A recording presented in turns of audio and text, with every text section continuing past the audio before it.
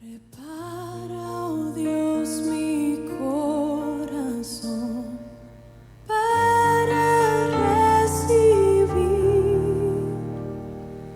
Rompe el duro. Y abrimos la Escritura una vez más para seguir abordando este importante tema que hemos venido desarrollando durante este mes, como lo es el tema del nacimiento de Jesús.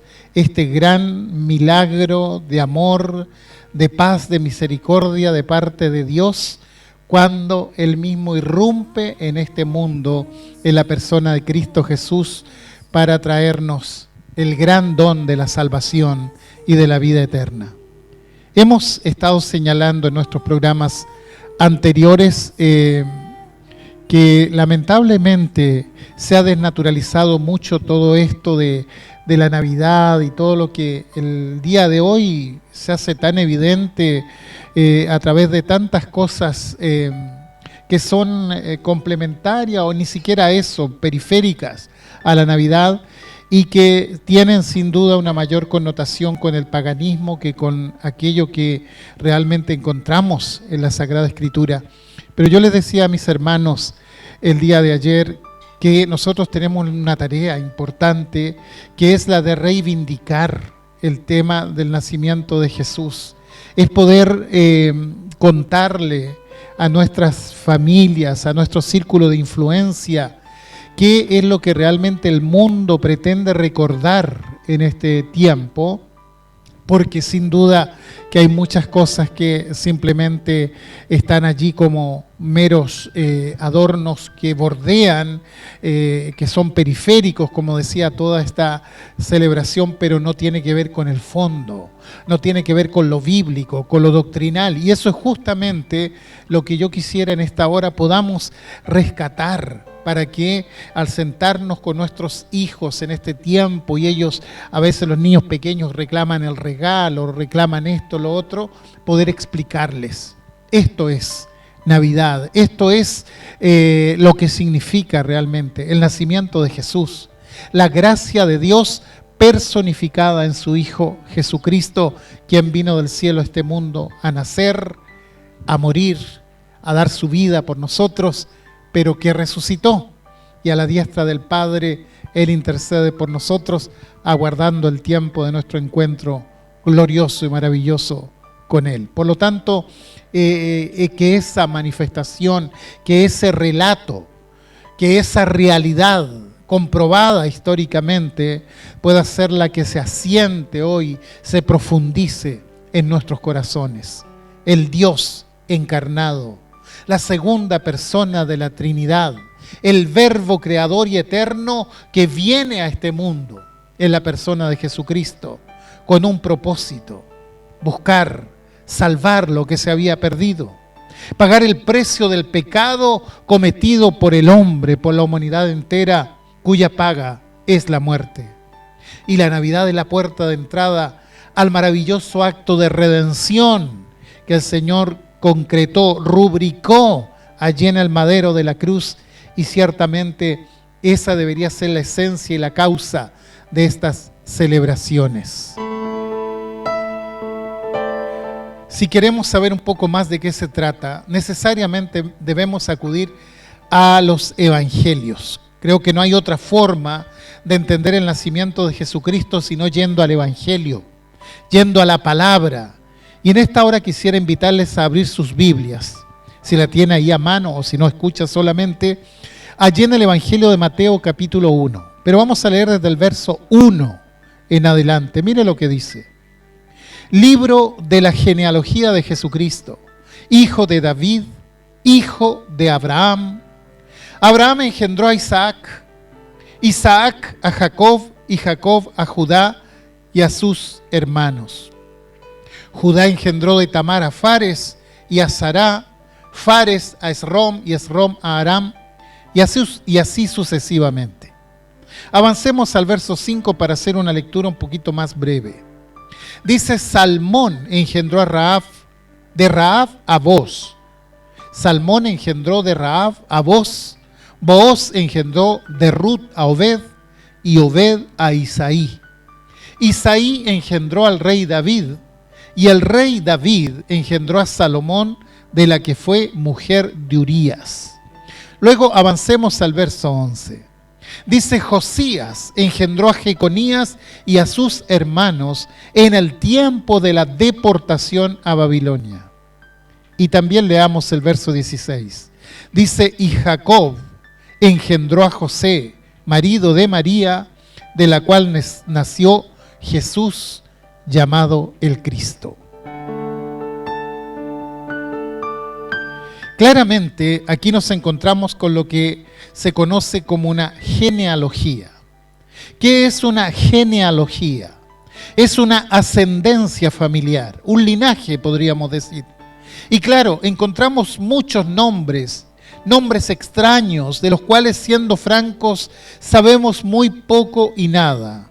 Y entonces uno puede preguntarse, ¿y qué importancia tiene esto? Bueno, todos creen que la Biblia es inspirada por Dios, ¿verdad?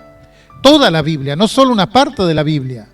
Quiere decir que estos pasajes, que nos resultan poco atractivos y poco comprensibles, también son palabra de Dios, también fueron inspirados por Él. ¿Usted cree que la Biblia es inspirada por Dios? ¿Que es útil para enseñar, para redarguir y para corregir? Bueno, este pasaje también cumple con ese propósito.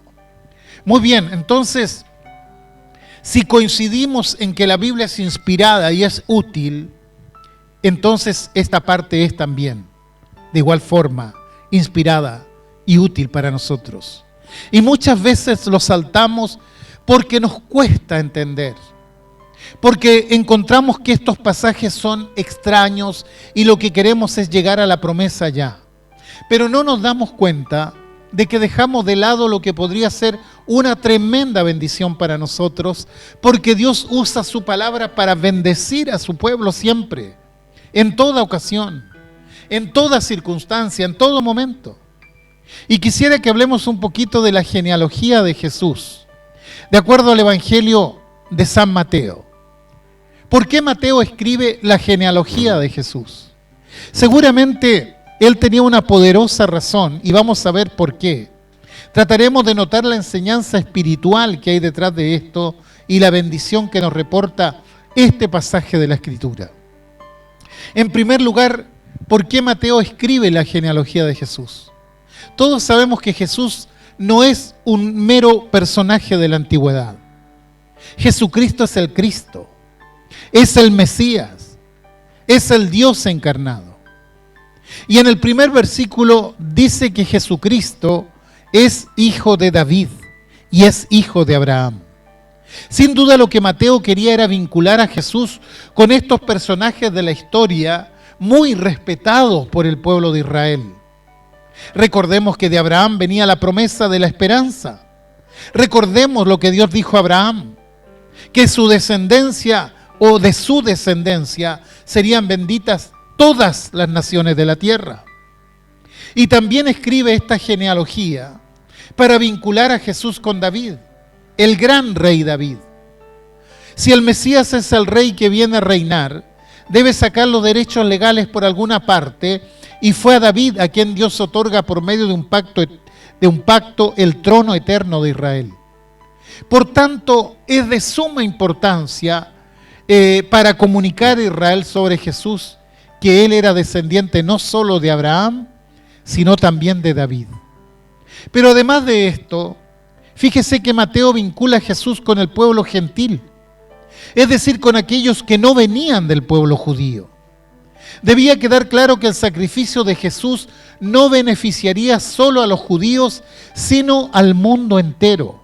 Por lo tanto, era necesario vincular a Jesús también con el mundo gentil, y mediante una lectura rápida encontramos a personajes como Rahab, que era de Jericó, una mujer cananea, o con Ruth, que era de Moab, dentro de la línea genealógica del Señor Jesús. De modo que Mateo tiene en mente responder a dos preguntas fundamentales.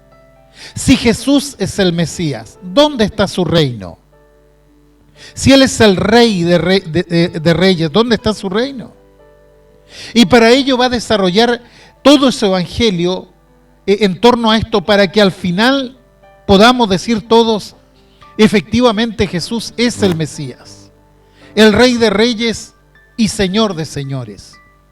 Ahora, si vamos al Evangelio de Lucas, resulta que Lucas también presenta una genealogía de Jesús, pero la de Mateo es bastante singular, porque si uno va al verso 17 dice lo siguiente: de manera que todas las generaciones, desde Abraham hasta David, son 14. Desde David hasta la deportación a Babilonia, 14. Y desde la deportación a Babilonia hasta Cristo, 14. Qué cosa más curiosa, ¿no le parece? Se mencionan 3 periodos de 14 generaciones cada uno. De Abraham a David, de David a la deportación a Babilonia y desde la deportación a Babilonia hasta Cristo. Ahora bien, si usted lee la genealogía del Antiguo Testamento y es observador, se dará cuenta que son muchos más. Pero lo que le interesa a Mateo es agrupar y decir, miren, este Jesús viene desde Abraham, primer grupo. Segundo grupo, este Jesús viene desde David. Y tercer grupo, este Jesús viene desde la deportación de Babilonia y entonces se produce el nacimiento. Y hay otra característica muy importante en esta genealogía. Aparecen 5 mujeres: Tamar, Rahab, Ruth, Betsabé y María, la madre de Jesús. Leo esto y pienso cuán injustamente se suele acusar al cristianismo de machismo tantas veces y que segrega a las mujeres. Nada más lejos de la verdad. Luego, también en esta genealogía aparecen personajes conocidos, como lo son David o Salomón. Son personajes de los cuales la Biblia habla ampliamente. Pero hay otros que son absolutamente desconocidos. Ni siquiera aparecen en los diccionarios bíblicos porque nadie sabe quién es ese personaje. Lo sabe Dios, sin duda. El Santo Espíritu de Dios que plasmó sus nombres en esa genealogía. Ahora, Mateo no está interesado en la genealogía en sí. Él está más bien interesado en la cristología, es decir, en la enseñanza sobre Jesucristo. Para él lo importante es vincular a Cristo con el origen del pueblo de Israel, con Abraham, y con el origen del reinado prometido perpetuo que es David. Por tanto, lo que tenemos es una genealogía reveladora. Fíjense en el verso 16, que ya habíamos leído al comienzo. Dice, y Jacob engendró a José, marido de María, del cual nació Jesús, llamado el Cristo. Y es interesante que aquí se menciona a José, marido de María. No menciona directamente a María como lo hace Lucas. ¿Por qué? Jesús no era hijo de José en lo natural. Entonces, ¿por qué aparece José? Quizás debiéramos estudiar esto con más detención. Jesús no fue concebido en María de un modo natural como cualquier ser humano. La concepción de Cristo es virginal. Obró la omnipotencia de Dios por medio de su Santo Espíritu. Y nadie pone en duda esto, menos los creyentes.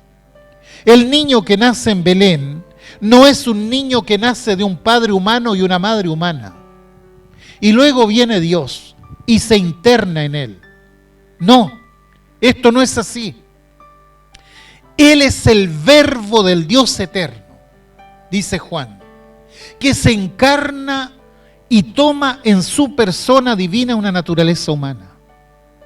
Por lo tanto, todo lo que tenemos acá es un absoluto milagro. Entonces, ¿por qué aparece José? Porque José descendía de reyes y José era el padre adoptivo o legal de Jesús. Lo que tenemos aquí es la genealogía legal de Jesús, y lo que nos presenta Lucas allí en el capítulo 3 es lo que podríamos llamar la genealogía biológica de Jesús. Por eso se menciona a María directamente. Espero estar siendo claro en esto. No quiero confundirlos, pero creo que es importante tenerlo en cuenta. Bueno, mucho más podríamos hablar de la genealogía, pero me interesa que avancemos a un segundo punto, que es la enseñanza central que está aquí contenida. En primer lugar, esta genealogía se trata de la soberanía de Dios. Dios irrumpiendo en la historia humana, no por casualidad o por espectacularidad histórica, sino por determinación soberana de Dios, con el firme propósito de salvar a la humanidad caída y condenada en pecado. El Hijo de Dios, la segunda persona de la divinidad, se encarna para traer salvación. Hay algo tan misterioso en todo esto, pero a la vez tan glorioso. No son tres dioses, es uno nada más, pero se manifiesta en tres personas. ¿Y cómo lo hace? Yo no lo sé, quizás porque mi mente es muy pequeña para comprenderlo.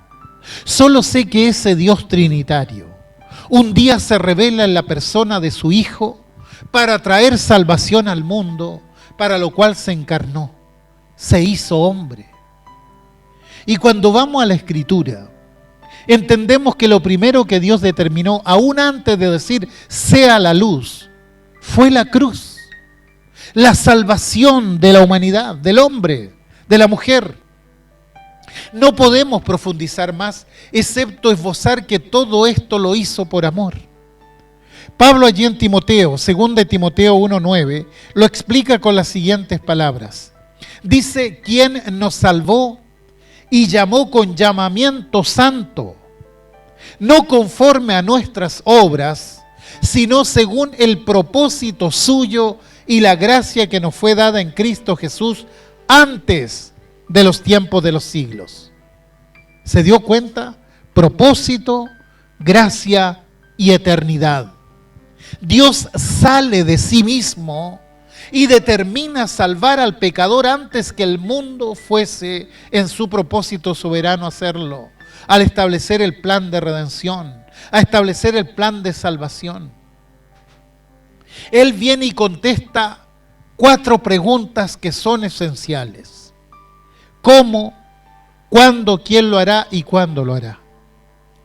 La segunda persona de la deidad, tomando la naturaleza humana, entregará personalmente su vida y pagará de ese modo el precio por la redención del hombre. ¿Cuándo lo hará? En el tiempo establecido por Dios. Pablo dice en Gálatas 4:4, pero cuando vino el cumplimiento del tiempo, el pleroma, Dios envió a su Hijo, nacido de mujer y nacido bajo la ley. Es decir, nada ocurrió al azar. Estaba todo predeterminado desde la eternidad. Estimados oyentes, vivimos inmersos en medio de un mundo humanista, es decir, que pone al hombre en el centro. El núcleo de esta sociedad es el hombre, el ser humano. Todo cuanto existe gira en torno al ser humano. Por desgracia, ese humanismo ha entrado también en la teología para decir Dios salva al hombre porque el hombre estaba perdido. Cuidado. Dios no actúa por condiciones, por opresiones humanas. Dios actúa soberanamente.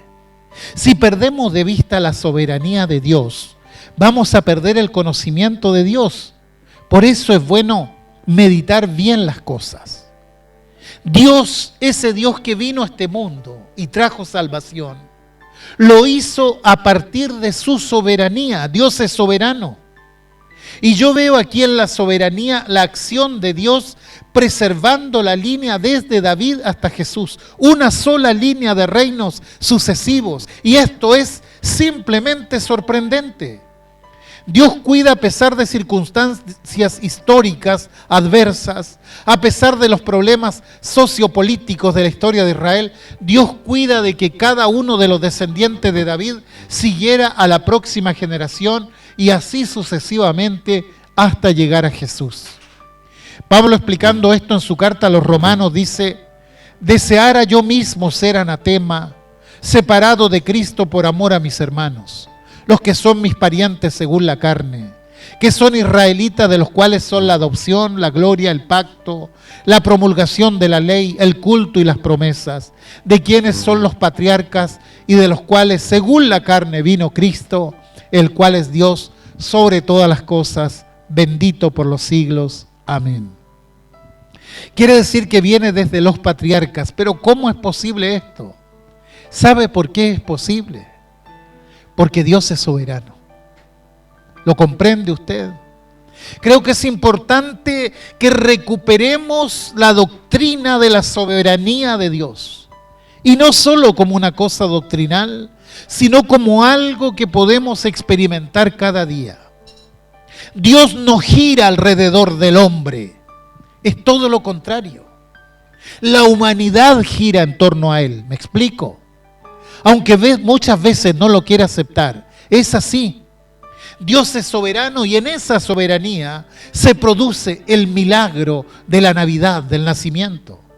Como dice Juan 1:14, y aquel verbo fue hecho carne y habitó entre nosotros y vimos su gloria. Gloria como del unigénito del Padre, lleno de gracia y de verdad. Saben, yo pensaba, ¿cuántas veces nos ponemos a discutir por tonterías? Y perdónenme que lo diga así. A veces discutimos porque alguien cerró la puerta demasiado fuerte, porque alguien habló mientras otros veían un programa de televisión entretenido. ¿Qué importancia tiene? Pero resulta que son las bases de las discusiones muchas veces. Y cuando se habla de Navidad, inmediatamente aparecen los detractores de que Navidad, que el Señor no nació el 25 de diciembre, y todos sabemos eso es de perogrullo.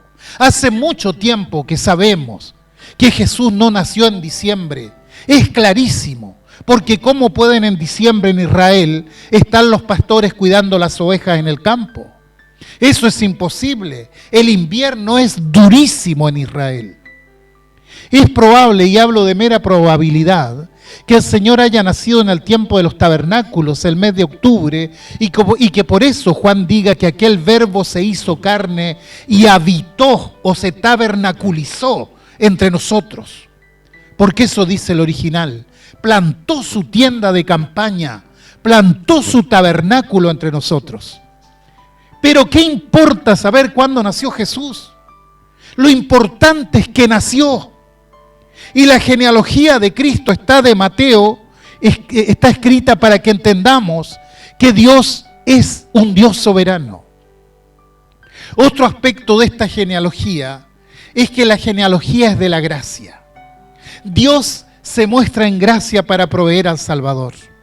La gracia es el amor en descenso, el amor que obliga, entre comillas, a Dios, y no estoy exagerando. La gracia obliga a Dios a venir al encuentro del hombre. Siempre que hay gracia en la Biblia, en torno a la gracia hay un descenso. Alguien baja.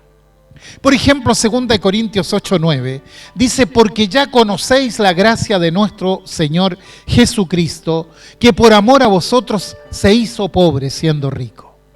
¿Puede ver la gracia de Dios en esto? El ser humano nunca tuvo interés en buscar a Dios. La Biblia lo afirma.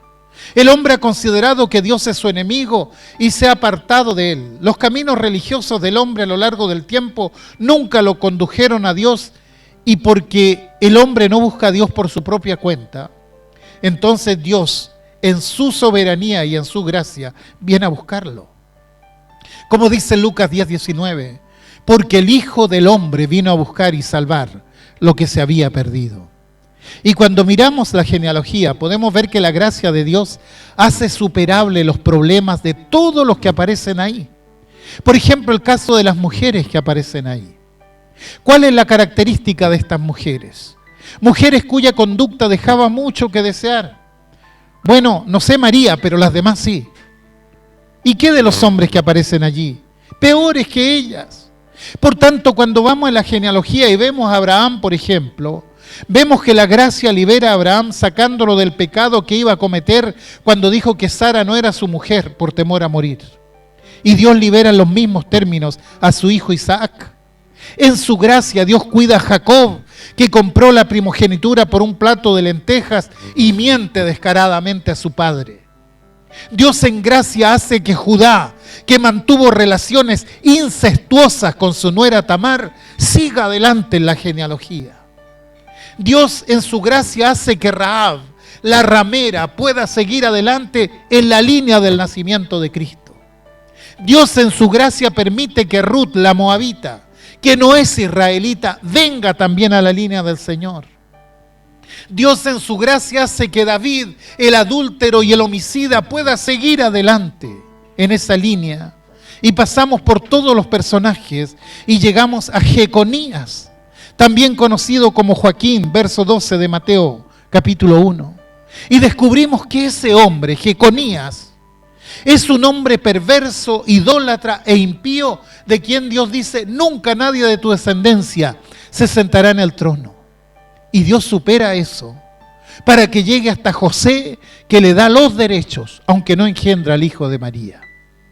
De manera que los derechos al trono vienen de José, pero la vinculación directa como hombre, biológicamente hablando, viene por María, no de Salomón, sino de Natán. Quizás les confundo con estos datos, pero solo quiero que vean cómo obra la gracia de Dios. Dios mueve las piezas como en un tablero de ajedrez, estratégicamente, para que se cumpla toda justicia y desde ahí dar lugar a su maravillosa gracia, que es nuestra primera necesidad que tenemos nosotros. Nadie queda excluido de la gracia de Dios. Por eso tiene sentido orar y salir a buscar a la oveja 100. Y si hubiese alguien que se siente es la oveja 100, la perdida, que ha sucumbido al pecado estos días, quiero decirle que la gracia de Dios le alcanza. Que no hay pecado que no puede ser perdonado. Que no hay persona caída que no sienta el brazo de la misericordia de Dios presto a levantarle. Que no hay oveja que se haya extraviado, que el buen pastor no salga a buscarla. Y cuando la encuentra la pone sobre sus hombros y la vuelve al redil nuevamente. Estimados, en un mundo religioso donde Cristo muchas veces es un desconocido, donde el púlpito de la iglesia se llena de tradiciones, de sistemas, de historias, es posible un encuentro con el Dios verdadero, que no nos dejemos arrastrar por tonterías, que tomemos la vida con la debida seriedad que ella se merece. De paso, podríamos decir que esta genealogía que encontramos en Mateo es la genealogía del encuentro. La separación entre judíos y gentiles es posible en Cristo Jesús. ¿Saben cómo se llamaban los judíos ortodoxos o cómo llamaban los judíos ortodoxos a los gentiles? Los llamaban de perros. Era una forma despectiva de tratarlos. La separación entre ellos era evidente. Un judío no podía entrar a casa de un gentil porque eso lo contaminaría a su parecer. Había una barrera infranqueable entre ambos pueblos. No había forma alguna de resolver dicha separación. Pero el Salvador Jesús, en la genealogía de Mateo, vincula no solo a los judíos, también vincula a los gentiles, a las mujeres que fueron tan segregadas en las culturas antiguas. Y cuando vamos a la Biblia podemos notar que la máxima dimensión de todo esto no es que Dios se acerca al hombre, sino que se hace hombre. Lo he dicho y lo repito nuevamente, Dios no vino y se aproximó, sino Dios vino y se aproximó. Es decir, se hizo mi prójimo para vivir mi experiencia de vida, recorrer mi camino para sentir mis lágrimas, para sufrir mis tentaciones, para sentir mi angustia y para morir mi muerte. Esta es la grandeza del encuentro de Dios en Cristo Jesús. En Cristo se acaban las separaciones. Miren lo que dice Pablo, el gran rabino judío que era. Él tenía un enorme interés por las tradiciones y los sistemas. Antes de su encuentro con el Señor, apostaba por el desencuentro entre judíos y gentiles. Pero cuando conoce a Cristo, miren lo que dice en Efesios 2:13, allí desde el 13 en adelante, o desde el 12 en adelante. Dice: en aquel tiempo estabais sin Cristo, alejados de la ciudadanía de Israel y ajenos a los pactos de la promesa, sin esperanza y sin Dios en el mundo. Pero ahora en Cristo Jesús vosotros, que en otro tiempo estabais lejos, habéis sido hechos cercanos por la sangre de Cristo. Porque Él es nuestra paz, que de ambos pueblos hizo uno, derribando la pared intermedia de separación, aboliendo en su carne las enemistades, la ley de los mandamientos expresados en ordenanzas, para crear en sí mismo para crear en sí mismo de los dos un solo y nuevo hombre, haciendo la paz. Y mediante la cruz, reconciliar con Dios a ambos en un solo cuerpo, matando en ella las enemistades. Qué poderoso es todo esto. El Señor no hizo un solo pueblo de dos pueblos, judíos y gentiles. Lo que Él hizo es a un solo hombre. ¿Puede notar la diferencia? Cada uno de los que se salvan por gracia mediante la fe, sean judíos o gentiles, vienen a formar parte de un solo cuerpo. Y ese hombre nuevo en Cristo es hoy por hoy la iglesia del Señor aquí en la tierra. Por tanto, la separación definitiva de las barreras históricas, tradicionales, religiosas, terminan porque Cristo vino al mundo de los hombres en un encuentro de gracia para cancelar las separaciones. El infinito ser se hizo un hombre para que los hombres finitos llegásemos a participar de la naturaleza divina. ¿Entiende esta maravilla? Yo no lo puedo comprender, pero está ahí. La vida eterna no la puede entender el hombre porque es de Dios. Solo Dios tiene vida eterna. Pero Dios, a través de Jesucristo, el único mediador entre Dios y los hombres, viene a hacer la experiencia nuestra y entonces en Él tenemos vida eterna. Juan 6:42 dice: de cierto os digo, el que cree en mí tiene vida eterna. No hay otro camino. No hay otro acceso a Dios más que Cristo. No hay otra forma de salvación más que por medio del Señor Jesús. Estimados oyentes, es probable que Cristo no esté tomando decisiones en tu vida.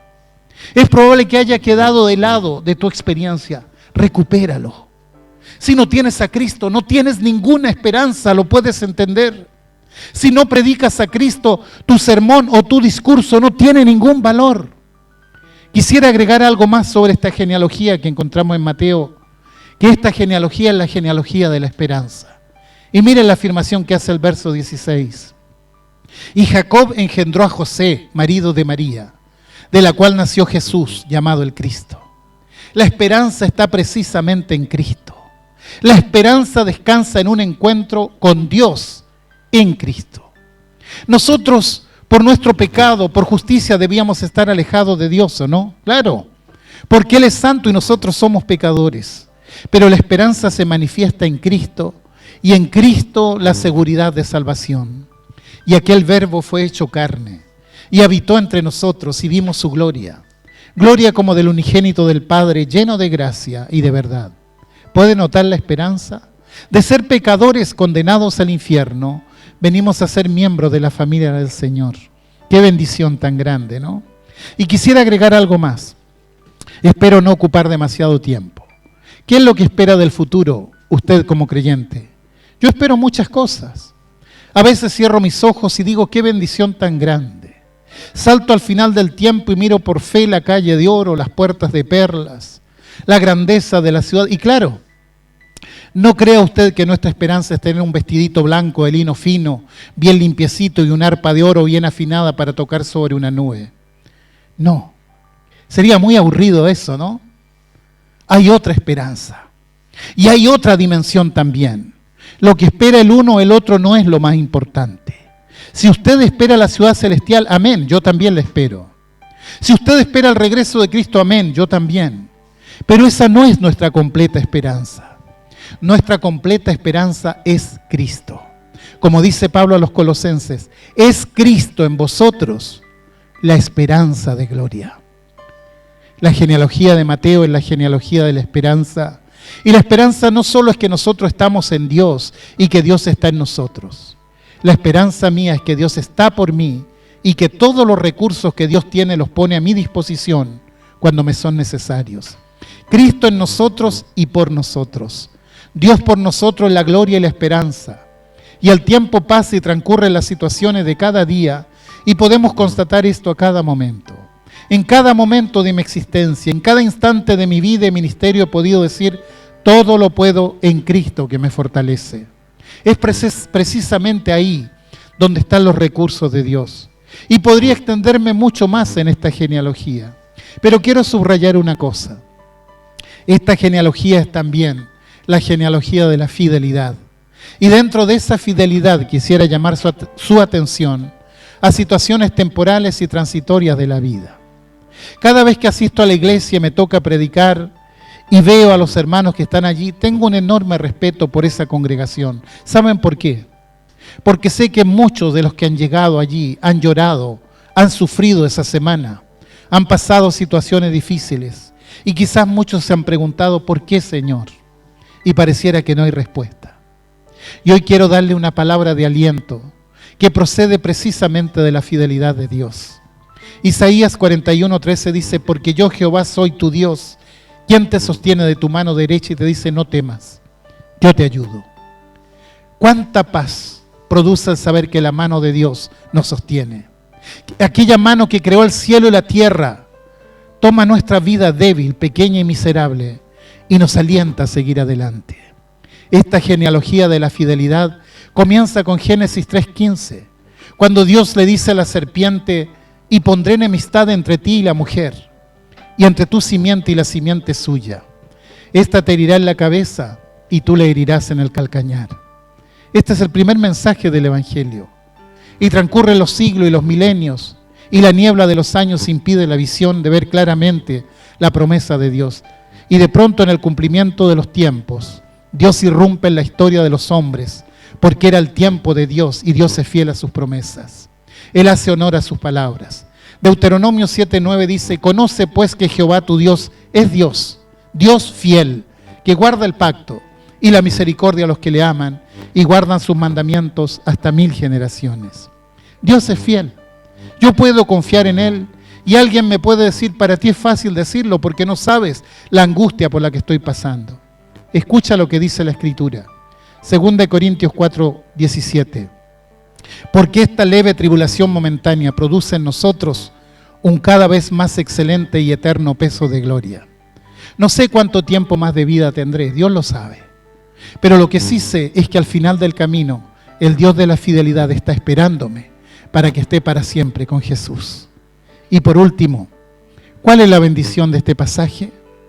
Tenemos que poner nuestra confianza en Dios porque Él es el Dios de los recursos, el Dios de la soberanía, el Dios del poder, el Dios de la gracia, el Dios de la fidelidad.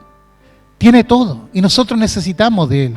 Por tanto, Dios orienta para bien todas las cosas de nuestra vida con un propósito, que nosotros nos acerquemos cada vez más a Él.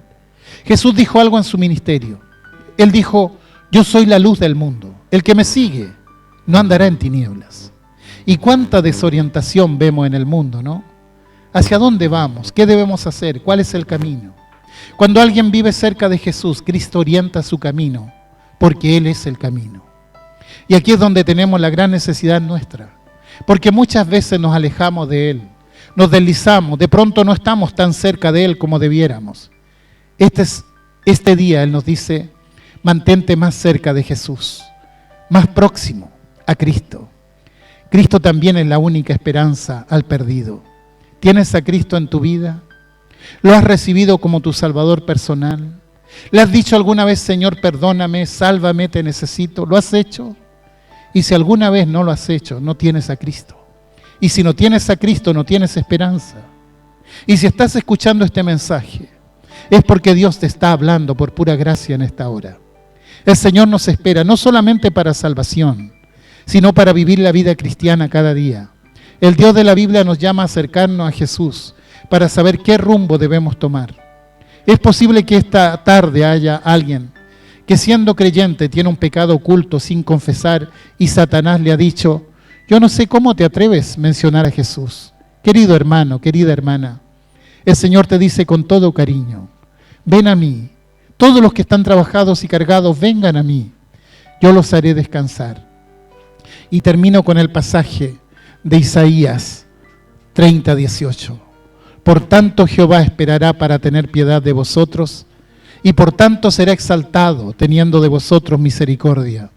Porque Jehová es Dios justo, bienaventurados todos los que confían en Él. El Señor una vez más viene a encontrarse con nosotros. ¿Quieres darle un instante de silencio personal para dialogar con Él? Le dirás una vez más, Señor, gracias por tu bondad y por tu fidelidad. Te amo, Jesús. Entrego mi vida en tus manos. Bendíceme, Señor, yo te necesito. Dios te bendiga.